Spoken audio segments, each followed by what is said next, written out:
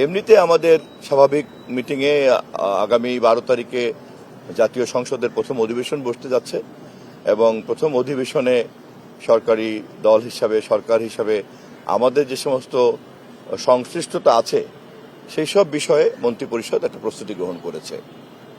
No এখানে কোনো এই ধরনের কোনো আলাপ আজকে হয়নি। সংসদ অধিবেশনকে ঘিরে যে আলোচনাটুকু ওইটুকুই ছিল আলাপ। সরকারের গুরুত্বপূর্ণ ইশতেহারের গুরুত্বপূর্ণ কোনো বিষয়ের বাস্তবায়নের জন্য আলোচনার আজকে অগ্রগতি কি?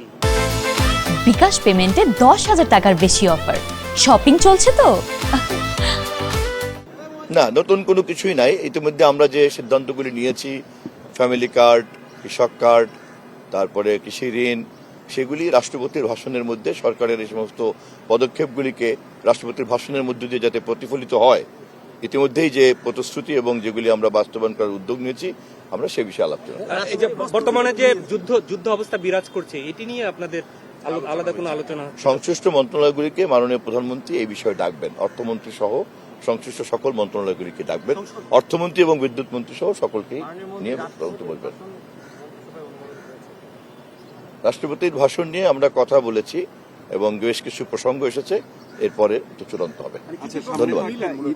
ঈদের ছুটি নিয়ে মানুষের জনমনে একটা শঙ্কা রয়েছে, নির্বাহী এই বিষয়গুলি নিয়ে আমি আবারও বলছি যে ক্যাবিনেট সেক্রেটারি হচ্ছেন দায়িত্বপ্রাপ্ত, ওনাকেই অফিসিয়ালি কারণ জিনিসগুলি কম্পাইল করার পরে তারপর তো কথা বলবো। একটা মানে ক্যাবিনেটের সিদ্ধান্ত তো আনুষ্ঠানিকভাবে বলতে হয়, লিখিতভাবে বলতে হয়, শব্দ এদিক ওদিক হলে একটা সমস্যাও হয়।